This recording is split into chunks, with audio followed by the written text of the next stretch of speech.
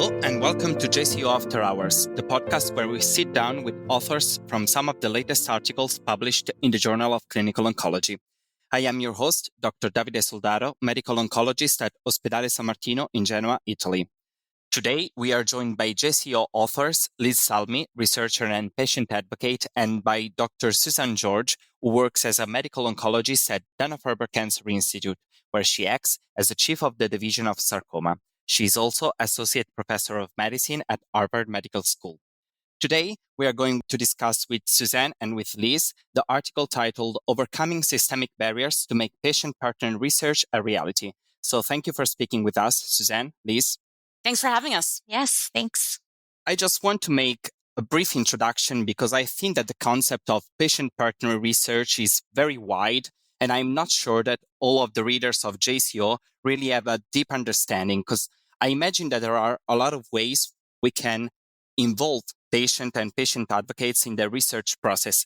And so I was wondering if you could give us a little bit of an introduction about the concept. Sure. I think the point that you raise is really important because there are many terms that are used, patient-partnered research, patient advocacy, but I don't think that there's a single definition as to what that actually means.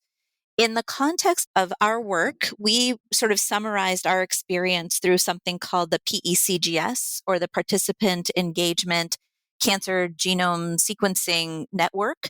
And in that project, which is a Moonshot-funded network, the intention is to have participants in research be true partners working with a traditional academic research teams in order to develop networks specifically focused on cancer genomics.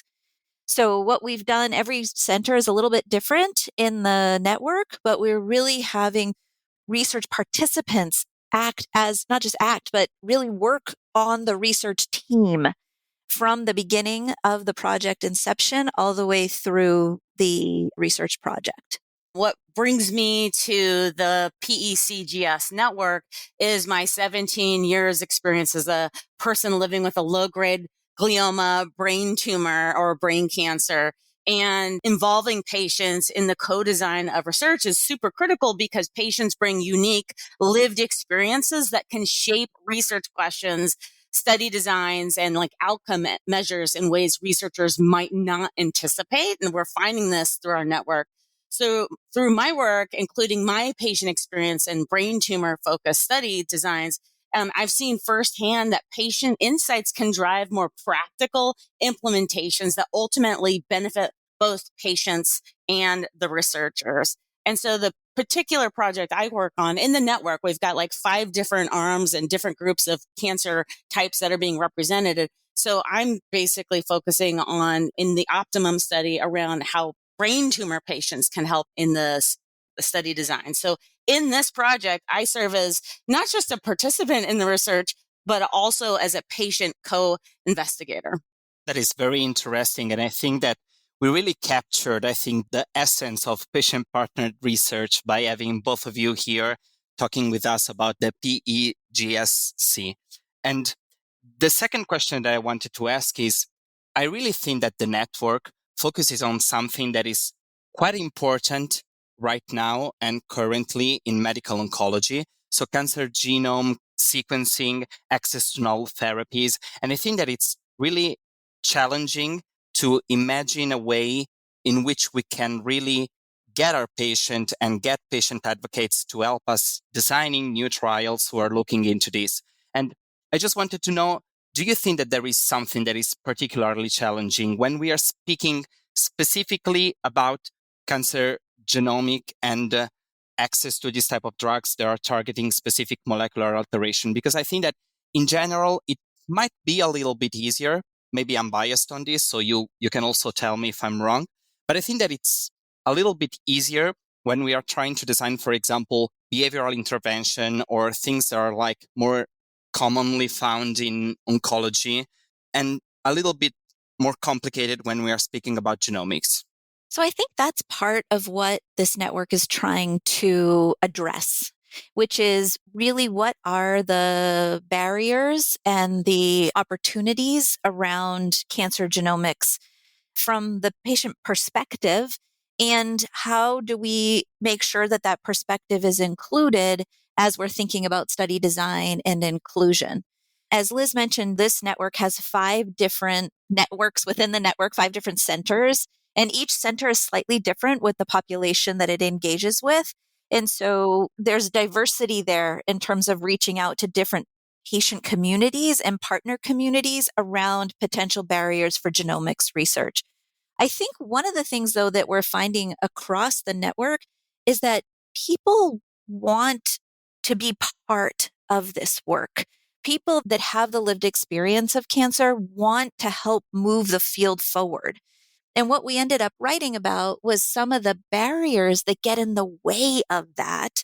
It's awesome to have people like Liz that are like all in. And then there's people who are on the other end of the spectrum that just want to share that want to share their information to helping move the field forward around genomics. But then there's all these barriers at the systems level that get in the way of that. So I think that that's one of the challenges we're trying to overcome and learn about across the network.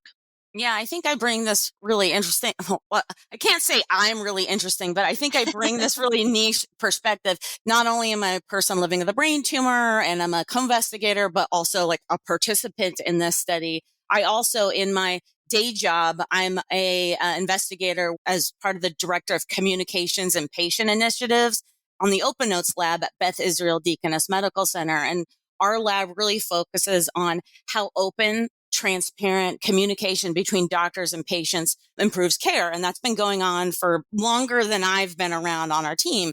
But what I bring to that lab is I focus on engaging both patients and clinicians in spreading the awareness about the power of how easy access and transparent communication, access to information across healthcare settings helps patients feel more involved and informed in their care. And I work on specifically, it's a really niche area. I work on projects that aim to expand access to notes and test results in diverse care settings, really helping tailoring initiatives that various patient communities can understand how they can be involved in these types of research projects.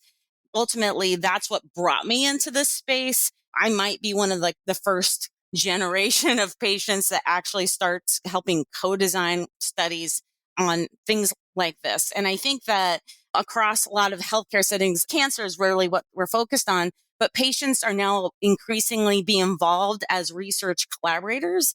And there's many different funding institutions such as the NCI, but also PCORI. They now mandate that funders reflect a shift towards more patient-centered research framework. So it's like the PE-CGS network isn't the only group that's being funded to do research in this way. And I think other investigators, even outside of the cancer space, but specifically in cancer, need to learn how to do research in this way.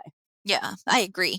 And I think the other thing that we need to do is if people want to participate, and that participation in many of these networks has to do with record sharing and data sharing, the system needs to accommodate that. Like if people want to share their information in order to allow research to be performed, then we need to make sure that that can happen and that it's not that the institution's systems don't connect with someone else's systems, or that you have to pay X, Y, and Z dollars for the data to go A, B, and C, or that, some places are on this EHR and some places are on that EHR. And so sure, you can share it, but you have to go through all of these hurdles in order to make it happen.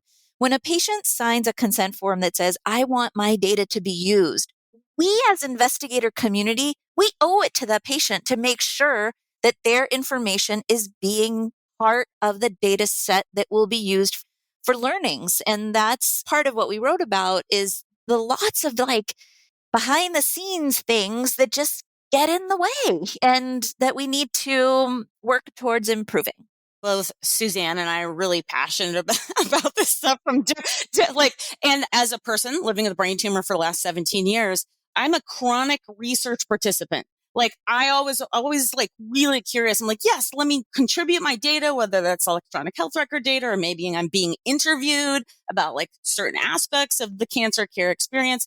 And the one thing that bummed me out for like the first 10 years of being this chronic research participant is I would enroll in things. I'd be interviewed for things. I'd fill out these surveys. And then I never heard anything about what happened with that information and that time I spent.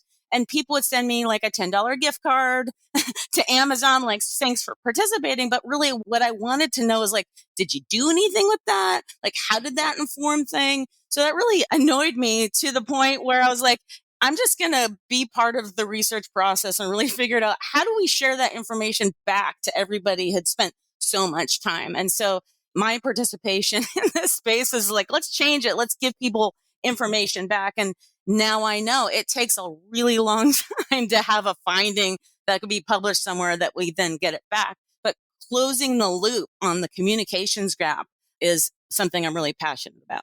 Do you think that we are changing a little bit this perspective? I mean, I feel like we are getting a little bit better in creating patient communities of patients who are included in specific clinical trial. And then we do the effort of creating a community of keeping people really involved with the research that they are participating in. I think that we are not quite there yet, but I think that we are making some kind of steps in that direction. Like, for example, trying also to inform patients who participated in the study when the publication that is related to that specific study comes out.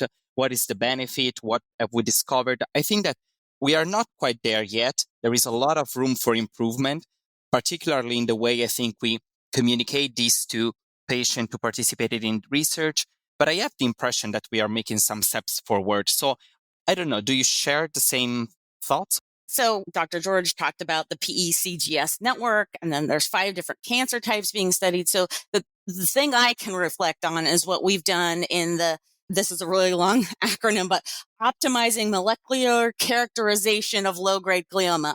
Say that 10 times fast. So our particular group is people who donate tissues about their brain tumors. We're really collecting data from people of over multiple brain surgeries over time, which is really complicated. And like to make that process easier. And then once those tissue samples are stored somewhere, studying that information about what changes in the brain tumors over time.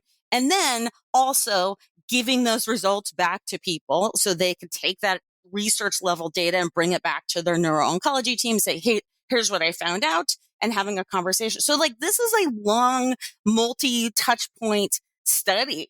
And in order to do that, to even make that possible, is the individual patients need to understand what's in it for them. They're donating precious tissue in order to make the research process work. And so in order to do that, it's not just the investigator saying, hey, give us your brain tissue, peace out. It is, we have a whole research advisory council of people living with these particular tumor types who help us co-design how do we do that outreach? How do we explain why this is important? Or how do we message the importance of this work so they understand like, oh, this is what's in it for me and this is what's in it for other people like me. And from there, then with that process, which again, I mentioned all of these multi-step processes, once we're able to understand how patients want to hear that information, what's in it for them, then we bring it back to like those bench scientists, investigators going, okay, and here's how this workflow should work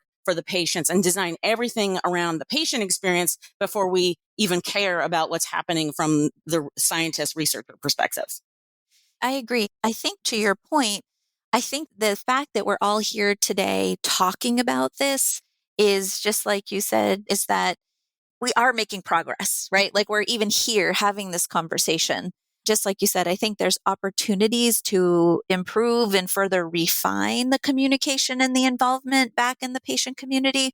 When I think if I put on my clinical investigator hat, like I'm very involved in PE-CGS, but my primary research interest historically has been clinical trials and drug development. And I think that our approach in communicating results back has just not been consistent.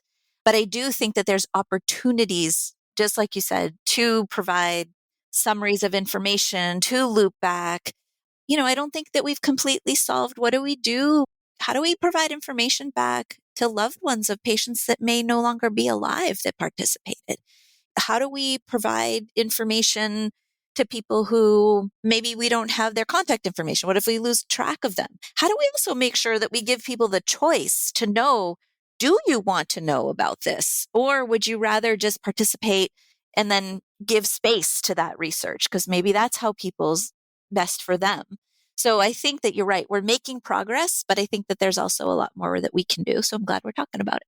How much do you think that directly involving patient in this process, like asking them directly and co-designing the trial from the very beginning and understanding the level of information? And this might also be another question inside of the question. So first, how much co-designing this type of research helps? And then do we also need to further refine at that level of communication, different communication depending on the level of information that different people want to have? Because I think that that's another level of complexity that we need to work towards at a certain point. Like we need to work on that first level of giving back the information. But then I think that there is also the other point of providing the information, and an information that should also be probably adapted to the cultural beliefs of different patient, to the ethnicity, or to whatever cultural background or social background or whatever they might place their most interest in. So I think that you're 100% right on all of those points. Like, I think those are all topics that need to be considered. We may be able to get to a certain degree of granularity around those communication points, but on the other hand, we also want to be able to communicate broadly and accessibly as possible. One of the interesting things about PE-CGS, as Liz was mentioning, is each of the 5 centers has a slightly different focus. For example, one of the centers is focused on American Indians and tribal nations, and the communication practices coming out of that center are really unique and really very special, and something that's been really, I think for me, very fascinating to hear about. Because to your point, like just the strategy and what's considered appropriate is just different. I think if we hope to build a research world where our research participants and research data comes from a broad swath of the population that really represents the population, the only way that we're going to be able to do that are find ways that bring meaning across the population as well. And that may be different based on where people are coming from and where people are at in their own journeys and in their own lives. But it's on us to be open to that and like hear that so we can do the right thing. And I think that this is one of the objectives of the PE-CGS, really trying to bring this type of research participation in really diverse and underrepresented also populations, not only in terms of cultural background, but I think also about different type of tumors, like Liz was referring about brain cancer or low-grade glioma, which is a very niche population. And I also think about sarcomas, like, for example, the degree of variability that we have in that specific type of disease is like such that we really need to probably find different ways to communicate also inside of this diversity in terms of single patient and experiences, but also in terms of single diseases. You were speaking a little bit before about the fact that the manuscript is really on the barriers that we would need to identify and then to change to make this system a reality. We were talking about a little bit about consenting information and consenting the sharing of information. And I think that you make very interesting point about the consent processing when we are designing research. Could you give a little bit of your impressions about giving informed consent, what we need to change, how can we improve? The bottom line is the consent process needs to be simple, clear, and transparent. And sometimes I feel because the traditional way that we've always gone about consent is frequently consent is, as it should be in many ways, these consent forms are developed from a regulatory framework. What are we required to do to consent? And how do we meet those requirements? Sometimes that becomes directly at odds with how do we do this simply, clearly, and transparently? And I think as a community, like as a research community, we have to be able to find a common ground there. That has to include regulatory requirements. That has to include IRBs. When we think about consents and work with our patient communities on this, everybody agrees the consents need to be more simple, except the IRB. Or maybe the IRB agrees, but it's this tension between how do we make it simple, clear, and transparent and not get so bogged down in the regulatory that we lose that intent. It's complicated as a person. I mentioned I'm a chronic research participant living with a brain tumor for 17 years. I remember enrolling in studies and seeing things that are just so complicated. I'm like, well, I'm just going to sign off. I imagine somewhere somebody who knew more than me said I should just fill out this thing. And then as I switched to the research world, I spend more time digging into, wow, this is a really complicated consent versus this is a really streamlined consent. And I love this. And throughout my work with Dr. George and others on the PE-CGS network, an example of a good consent that's easy for people to understand is what the NIH All of Us research project did, where if you're, they're trying to get, what is it, like 1 million people, more than that, signed up, to be in this longitudinal study. And their consent is go to their website and they have a whole bunch of short YouTube videos. There's a kind of like a quiz involved and they're animated. They have multiple languages involved. And I signed up for that study and I was like, this is a beautiful consent and it's very plain language and more consents like that. If you're looking for a good example, go there. I have not paid by them in any way. I'm a participant in their study. I'm not sure if you guys and your listeners are aware, but I think it was October 19th of this year or 2024, there was a special communication published in JAMA on an update on the Helsinki principles for medical research involving human participants. And what they're saying is an ethical update is patient engagement in research, which emphasizes the need for continuous, meaningful engagement with research participants and their communities throughout the research life cycle before, during, and after studies. And so this is what we're talking about here, and it's now been embedded in these updated principles. That's really great. And I agree with you. I think the All of Us consent process is very accessible. Like it feels like you can understand it. But the other thing that, again, I also am not directly involved with All of Us, but the other thing about it is that they also have a high touch way to consent where they have navigators and people that will go into communities and a very resource intensive way. So there's all different ways to go about it. We need to find a way that we can balance the complexity around regulatory and the simplicity and transparency that we need in cancer research. Do you think that in terms of patient engagement, we are doing better in academic sponsored research compared to sponsored research? A little bit of a provocative question, maybe. I think that's a really interesting question. I think this idea of participant engagement and involvement is being infused across the research community. And in part, the FDA has prioritized it as well. I think industry sees the FDA prioritizing this as well. And I think that there are many companies that are involving participant and advocacy communities in different ways in the study design and in the study process early on. So I think it's happening. I'll be spicy. I've been a participant. I've been investigator, co-investigator on studies.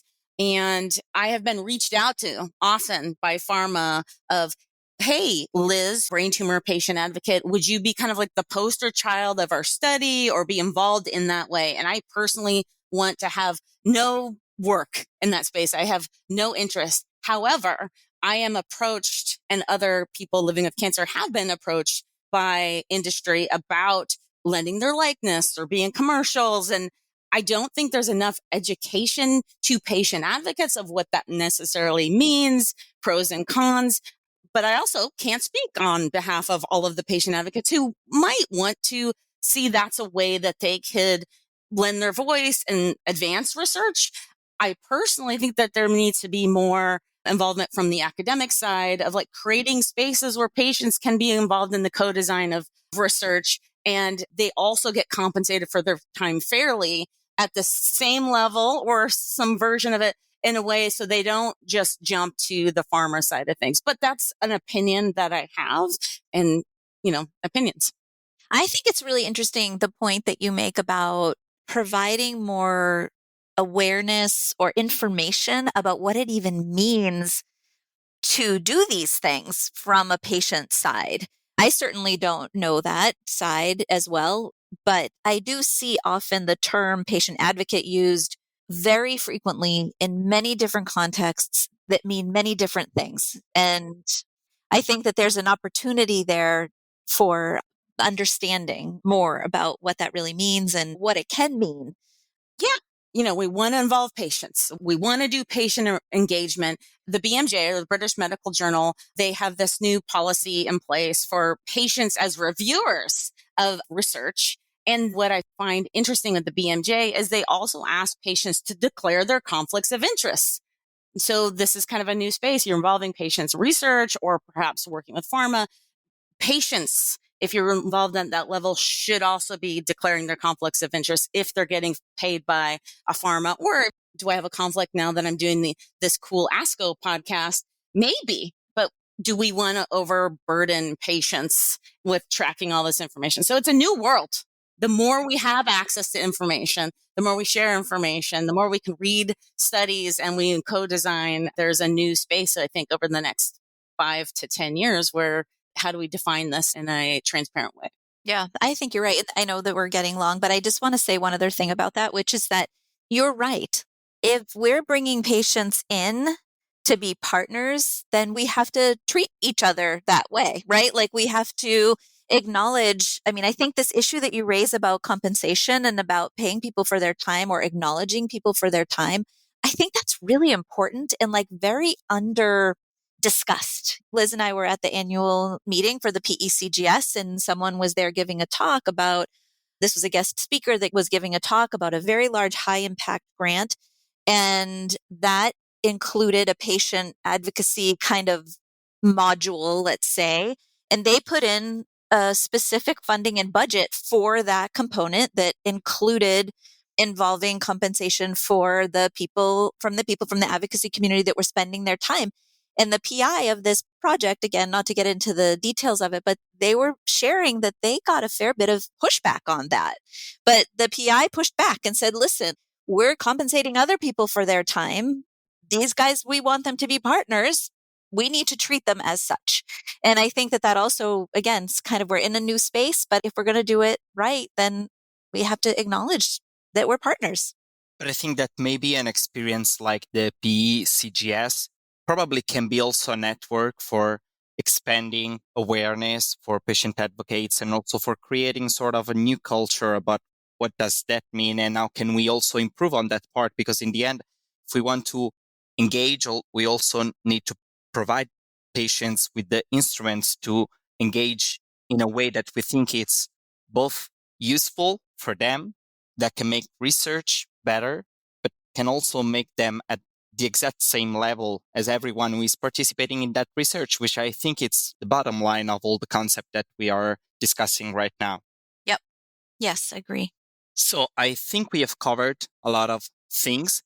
Just wanted to make one last reference to a point that Suzanne mentioned earlier, which is the interoperability of systems. And I think that when we come to cancer genome, that is very important, like being able to share information, especially for those diverse and less common cancer type that we were discussing earlier. There is a lot of work in gaining all those information, and we need to be able to gather all of those information in the same place to advance research. You were mentioning before that the process is actually very complicated, and I was wondering if in the network you are already working on some potential ways to address this type of issue. I think our first step is really just calling it out, like acknowledging how hard this is and what the barriers are. Oftentimes, I think in research, we don't talk enough about what our methodologic barriers are. We more talk about what our results are, but not like how hard it is. Like, why is it that I know why, but like in our projects, the Count Me In project, my network that I'm involved with, we're doing rare tumors. We can only do the United States and Canada because of privacy issues. And we're doing a completely web-based platform. So we have the technology, but the privacy laws are impeding our ability to involve other parts of the world.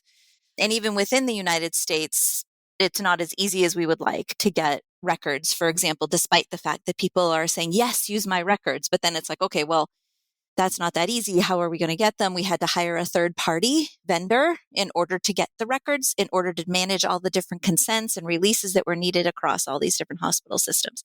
So I think the first question is just calling it out. And then from there, working together as a community to try to see what the solutions can be, because we need to come up with those solutions. Yeah, we're in the same camp as Dr. George, and the fact that, of the 5 partners, we're not associated with one particular institution. So we can reach out around the country and get access to those records. And we need them at multiple points in time, over time. And it takes a lot of effort and work. And it's not like you could just say, call hospital A and they have all the information. It's like all of the calls to all of the other sites. And it's not just from one surgery. It's from 2 or more surgeries, but also the way that people stay involved. And by people, I mean patients and family members, is like, there's this promise that at some point you're going to get some sort of information in response. Like, it's the what's in it for me aspect of it. We do interviews with those who've been enrolled in the study, those who could be potential enrollees in the future because they've only had one surgery. And what we're learning overall is there's this altruistic nature that people have of, they want to participate in the research because they're like, here's my horrible cancer experience. I know other people are going to go through this as well. There's this guiding light of, I want to do something, and I'm not going to be the person that creates the cure or discovers the genome or whatever for this particular cancer type. But my little bit of participation in this, multiplied by, 20, 30, 100, 1,000 people, is what is going to lead us to the next phase in development, and is going to move the needle for this particular tumor type or other cancer types. And so what I think the impact in this space on participant engagement isn't just something we figure out, like a little research method and a little finding for one small tumor type. It's like the methods to do that is the big impact. The method around participant engagement can impact even beyond the cancer community.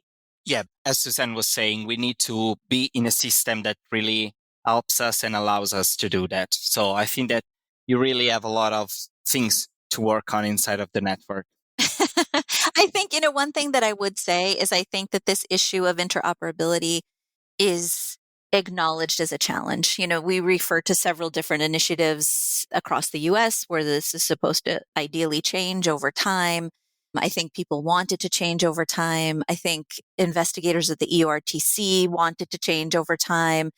I think different countries are working on this. And I think, again, first step is getting us at the table talking about it, and then figuring out ways to move it forward. And I think it's there. Like, I think that there is the will. We just have to figure out the how and continue to work on that together, because there's just a tremendous opportunity.